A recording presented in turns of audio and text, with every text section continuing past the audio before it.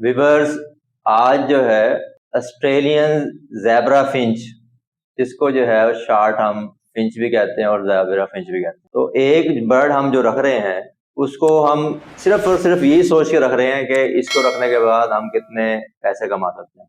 एक ही फोकस है सबका बस।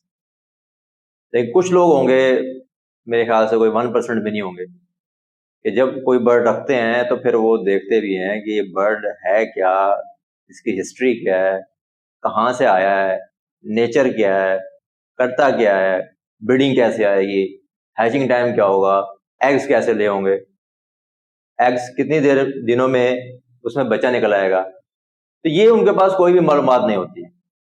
और हमारे यहाँ माशाल्लाह बहुत से ऐसे यूट्यूबर्स भी हैं जो मतलब है यूट्यूब्स पे आते हैं और फिर वो चीज़ें लोगों को नहीं बताते, सिर्फ एक खाली जो है वो बर्ड उठा के और वो कॉलोनीज की बना देते हैं वीडियोस। तो बहरहाल हर किसी का अपना एक तरीका है, हर किसी की अपनी एक सोच है और उसके मुताबिक वो चलता है।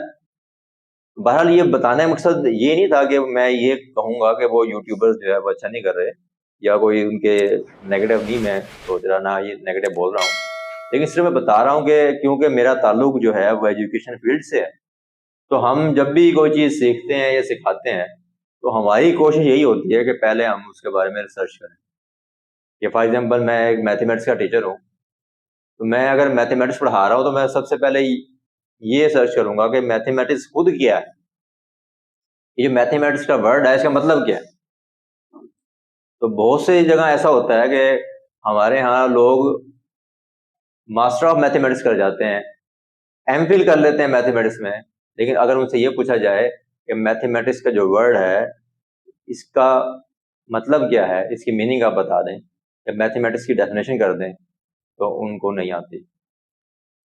तो हमें थोड़ा सा निकलना चाहिए रट्टे की दुनिया से, हमें इंफॉर्मेशन हमारे पास होनी चाहिए, हमें अपना माइंड क्रिएटिव बनाना चाहिए। जब हमें किसी चीज़ की बेसिक का पता होगा तो हम उसमें डेवलपमेंट ला सकेंगे। अब हमारे मुल्क में ब्रीड तो सब लोग करवा रहे हैं, क्योंकि म्यूटेशन जितनी भी आ रही हैं वो सब की सब बाहर से आ रही हैं। क्यों आ रही है बाहर से म्यूटेशन? क्योंकि वो लोग उसके ऊपर रिसर्च करते हैं, रिसर्च करने के बाद फिर वो मजीद म्यूटेशन को तैयार करते हैं, और फिर वही होता है कि जो सबसे पहले चीज़ को डेवलप कर पाता है अल्लाह पाक उन पर करम फरमा देते हैं। तो जो क्रिएटिव माइंड होता है, मास्टर माइंड होता है, तो वही ज़्यादा अर्न करता है। ये तो असूल है दुनिया का। तो इसलिए हमें भी चाहिए कि क्योंकि अब हमारे इस मुल्क में जो बर्ड्स का काम लोग कर रहे हैं वो हॉबी भी है और साथ साथ बिजनेस भी है, और ये हमारी इंडस्ट्री बनती जा रही है।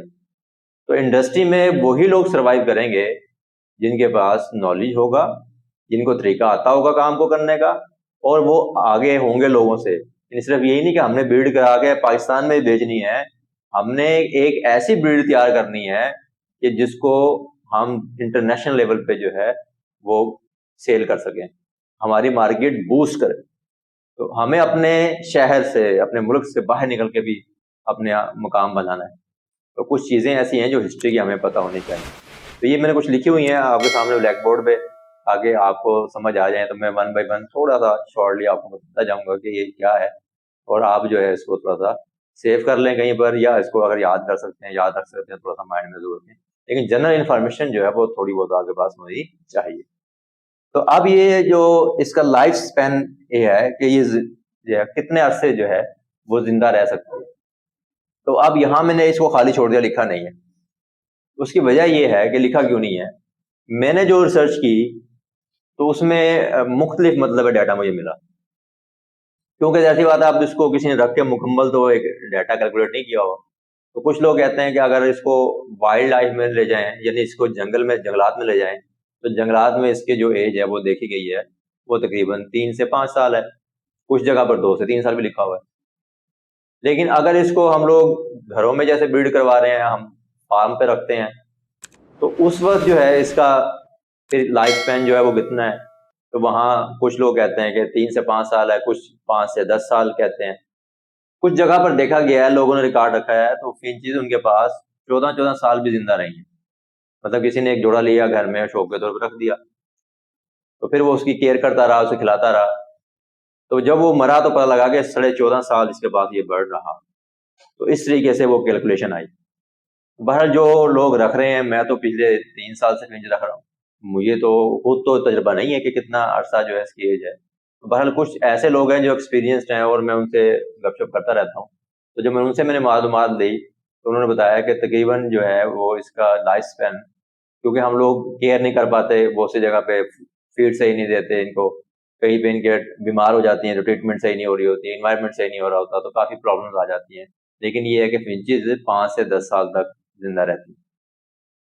अब ये बर्ड जो है ये प्रॉफिटेबल है, क्यों?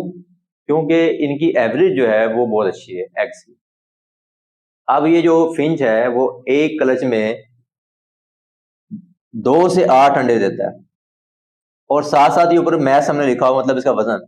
तो एक फिंच का जो वजन है वो 12 ग्राम होता है, यानी हो सकता है कुछ कमजोर हो तो 10 ग्राम भी हो, लेकिन एवरेज जो है एक फिंच का जो वजन है वो 12 ग्राम है। और फिंच अंडे कितनी देती है? 2 से 8, यानी कम से कम 2 भी देती है, कोई 4 भी दे देती है, 3 भी, 4, 5 भी, 6 भी, 7, 8 तक, ये मैक्सिमम। कुछ ऐसे भी मैंने देखे हैं लोग जिनके पास 9-10 भी आ जाते हैं। तो लेकिन इनके आम तौर पर ये 2 से लेके 8 अंडे मतलब है देती है एक कलच में। और फिर वो जो अंडा दे देती है, तो अंडा देने के बाद हैचिंग टाइम कितना होता है, तो अंडे से जो बच्चा निकलता है वो कितने दिनों में निकलेगा? कि अगर अंडा आपका फर्टाइल है तो फिर ये है कि 12 से 16 दिन के दरमियान, यानी ऐसा होता है कि कुछ बच्चे 12वें दिन निकल जाते हैं, कुछ 13 दिन पे जाके, कुछ 14 पे, कुछ 15 पे, कुछ 16 पे, इस तरीके से। यानी ये कह सकते हैं कि अगर हम एवरेज निकालें तो 14 दिन के बाद जो है वो बच्चा अंडे से बाहर निकल आता है, अगर अंडा फर्टाइल हो। अगर इनफर्टाइल होगा तो फिर तो नहीं निकलेगा, फर्टाइल होगा तो निकल आएगा।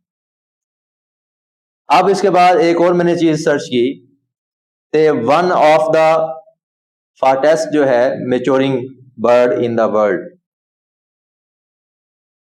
तो ये सबसे जल्दी फास्ट मेच्योर होने वाला बर्ड है दुनिया के अंदर। कैसे जी?